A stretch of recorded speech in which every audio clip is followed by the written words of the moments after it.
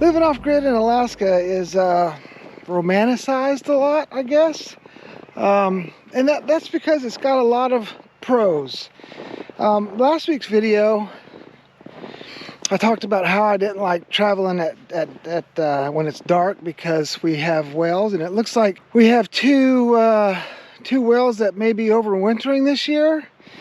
And the other reason why I didn't like traveling at night was basically all of these came from the water and just washed up on shore. So these are out there floating, just waiting for you to hit them.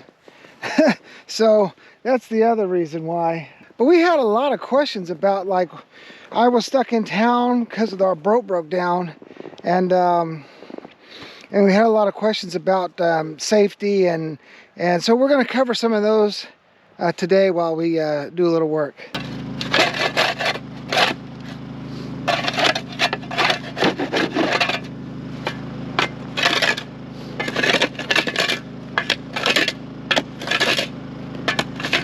This has been one of the strangest winters we've had so far since we lived out here. It's never been this windy before. This is our first snow. It's been cold for our area. We're down in the teens right now, but we've never had this much wind at the beginning of winter. So my plan here is to put wrap this with bubble foil and then insulate this ball valve here. We've got some old coolers that have just broken, and I was just going to take to town to take to the dump, but I think I'm going to utilize them for insulating this ball valve.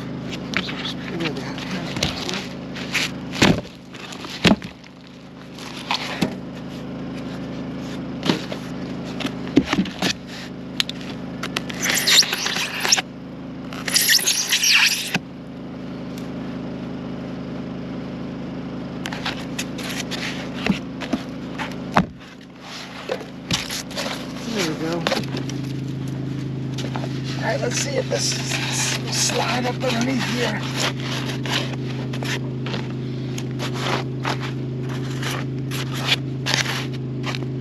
Yeah, I think that'll work. It looks good. Got enough bubble full to do one tank. And I guess the next time I go to town, we'll get the second tank done up.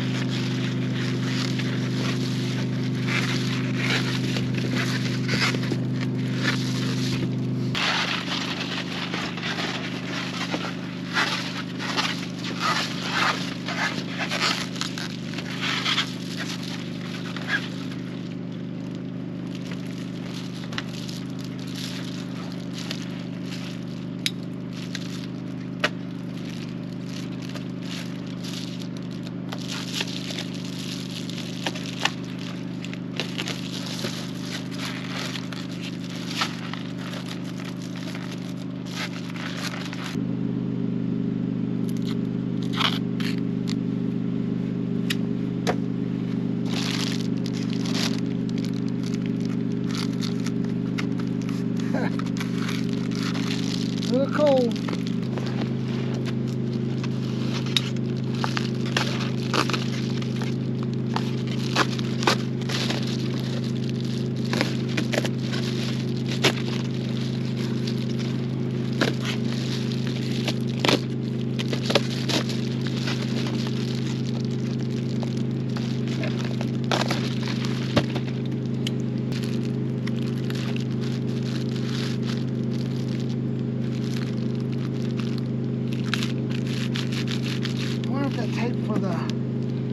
wonder if that tape for the house wrap will be a little more adhesive. All right, we got the bubble full taped up. Now we got to work on our cover to insulate that ball valve.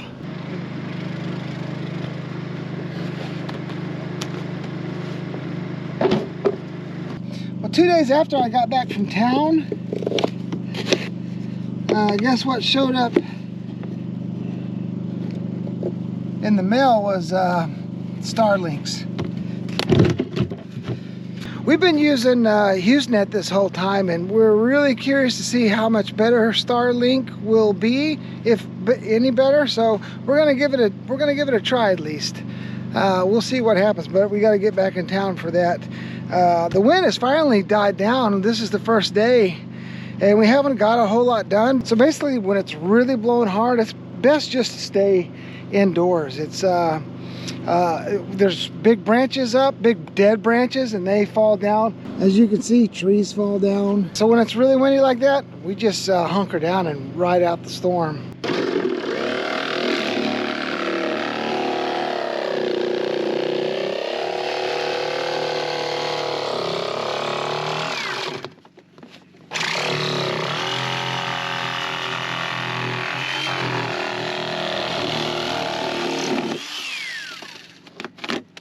Let's see if this works out for us.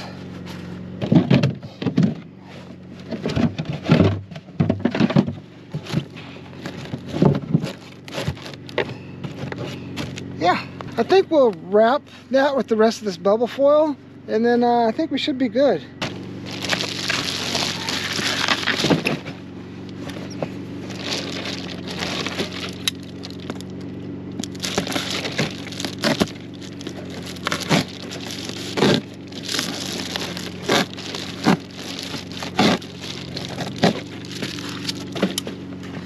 All cockeyed.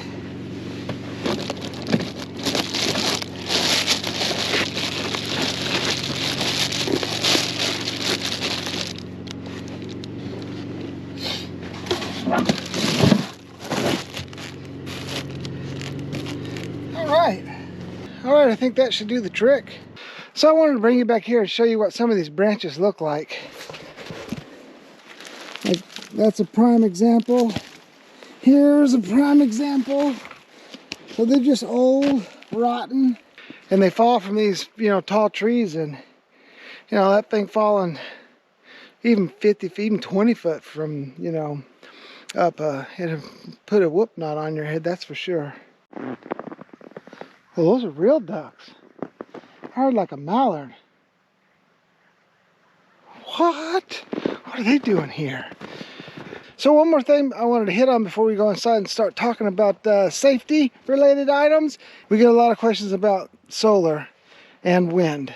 So unless it's a windy day, we ain't getting no power. Today the wind's actually blowing from the north, and it's not even really windy, so we wouldn't, even if it's blowing from the east, we wouldn't be getting any wind.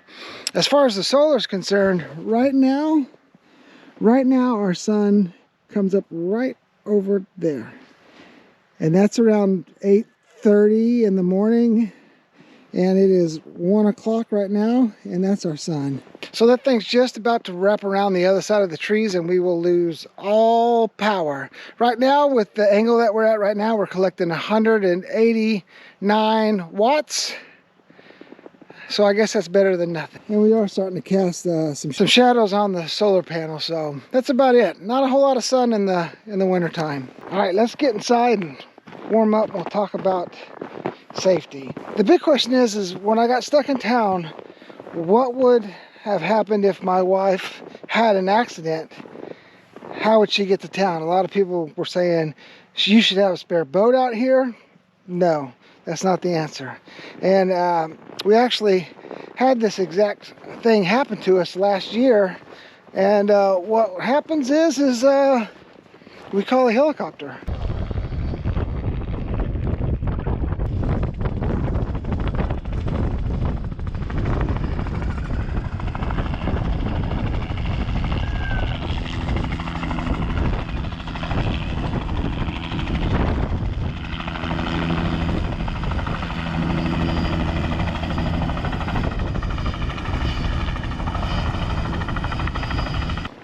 helicopter comes out and will pick us up and take us to town.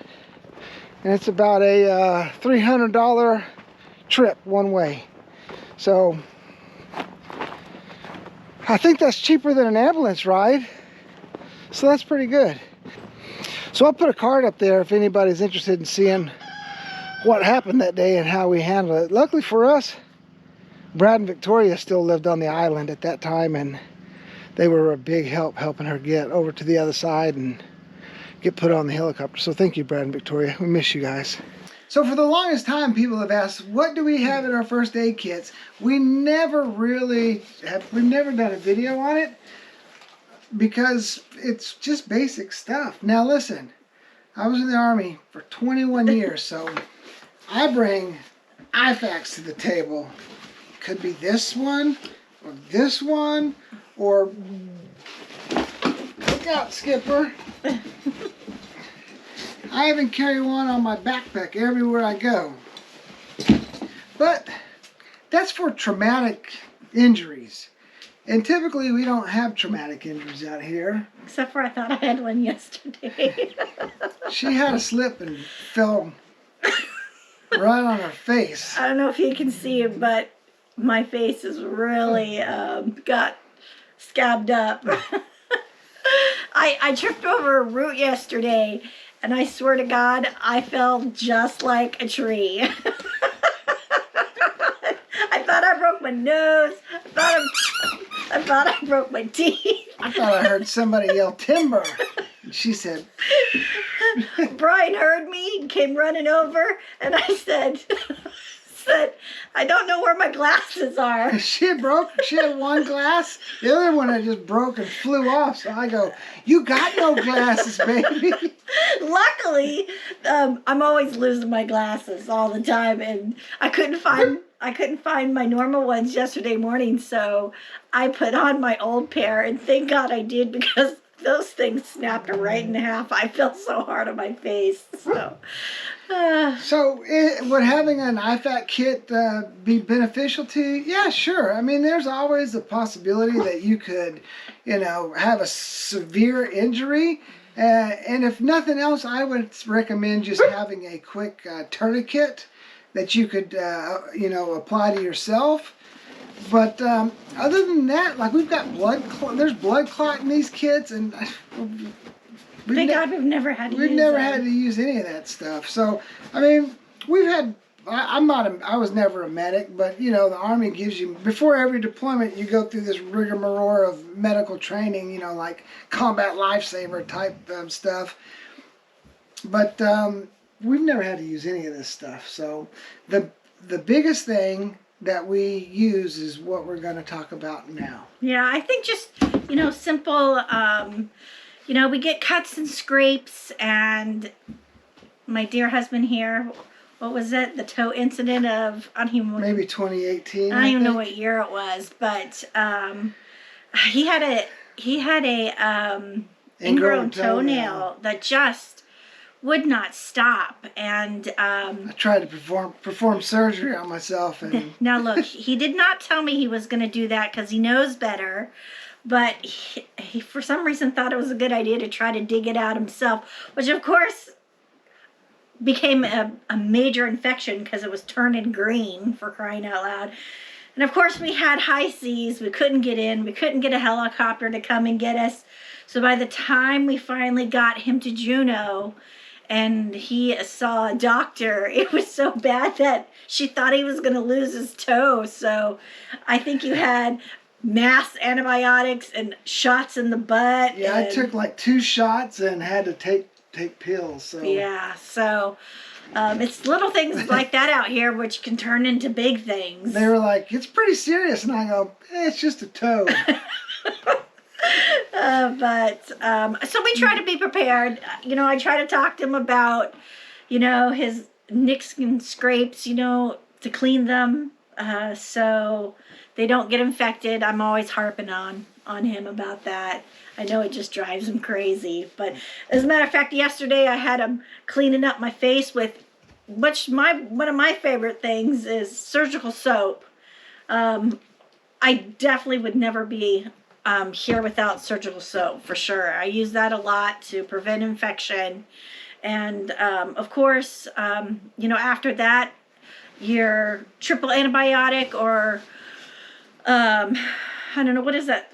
What does some people call it? It's Neosporin, something like that. And make sure you check your dates on that.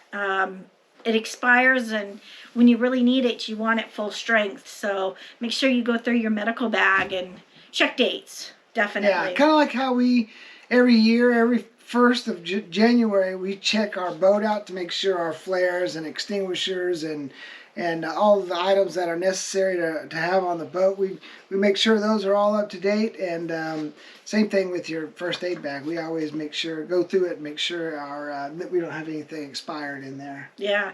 We always make sure we have eye wash. So many things can happen out here with our eyes. We always definitely have some saline wound wash. So, if we need to clean something and it needs to be sterile, we have that. When he had his toe incident, we did a lot of soaking with raw apple cider vinegar, because it's a natural antibiotic. And that and Epsom salt. So he did a lot of foot soaking in there. And I really think that helped a lot with the infection. Yeah. But I mean, that's the thing that we fight the most out here is infections. Yeah, because they can get so bad so fast, and in the middle of winter can kind of get away from us. So it's kind of my own paranoia just after the toe incident, because it was so bad that I try to make sure that we definitely clean our wounds, and I keep up on it and keep up on him. So so nothing gets worse out here. Yeah. And so the other thing I wanted to mention, we linked a card about the time you had to fly into Juneau because you hurt your ankle real bad. I did. But they will only fly on, now you can hire a larger helicopter, and that costs $600 to come out and pick you up. But I don't know at what wind speed they stopped doing that. I believe, I could be wrong, we need to ask Jamal, but I believe it's 30 knots. Then they switch to... So then there's even a bigger one? No, you can use the 30 knots and below. I think you can use a small one. I thought that was 20. Is it only 20? Yeah. Really? Well, definitely at 30 knots, then they're using the $600 one. Yeah. It's a pretty big helicopter. But they only fly during the day. And so if you have something, but it's got to be like a life-threatening injury. That's when you just call 911 and get a hold of the Coast Guard. And then they'll send, either them or the state troopers would come out and assist you. But yeah, I think they said if it was something life or limb where they couldn't get us out by boat, I think they have a helicopter in Sitka. Is it Sitka that has to fly out and get you? Yeah, So, I mean, I don't know. But in the military, it was life, limb, or eyesight. So if you've got life, limb, or eyesight, and you run the risk of losing any of those, that's they'll come help you out. I mean, they'll come help you out with a lot of stuff, but life, limb, or eyesight for sure. Yeah. But like I said, the main thing would I would say at least have a tourniquet in case you do have a severe wound. Mishap out here, Yeah. chainsaw or... Because in the Army they call it the golden hour, and I only refer to the Army because I only spent so many years, half my life in it. But they call it the golden hour. So if you're injured on the battlefield and you can get from the battlefield to a hospital within an hour, then you're basically like your survivability shoots up to like 90%. So even if and here's what else changed in the Army was you used to say like never put on a tourniquet, unless you want to lose the limb. But nowadays they're like, put the tourniquet on, get them, within an hour, get them to the hospital. They'll take the tourniquet off. You're not going to lose your arm or leg. Is that right? You'll be good to go. Because what you don't want to do is put a tourniquet on and then start loosening it up and then put it on again. So if you can't stop bleeding, apply a tourniquet, call 911, call the Coast Guard. They'll come help you out. Hope that But never like I happens said, to us. I mean, 99.9% of the time, surgical soap, apple cider vinegar, saline wash, and a Band-Aid with some Neosporin on it. Yeah, that pretty much takes care of everything that we've had to deal with. So.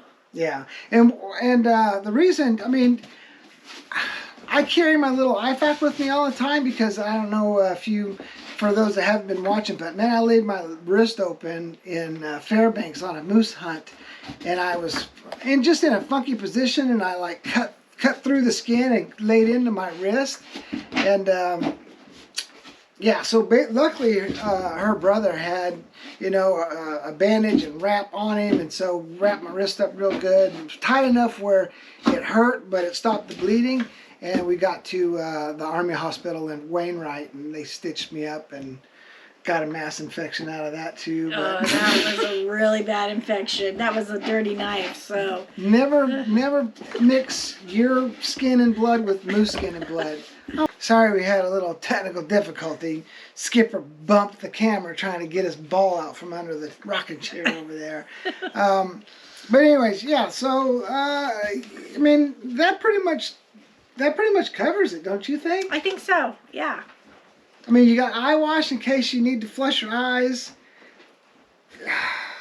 Yeah, I think that pretty much sums it up. Yeah, so that's our medical bag that we have here.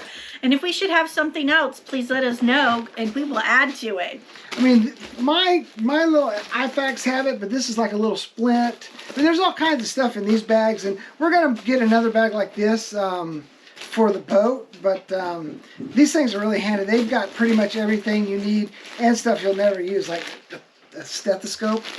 I mean, come on, I'm not using no stethoscope. That might be something really bad happens. Yeah, so, but you know, some people, something happens and you need blood pressure cuff.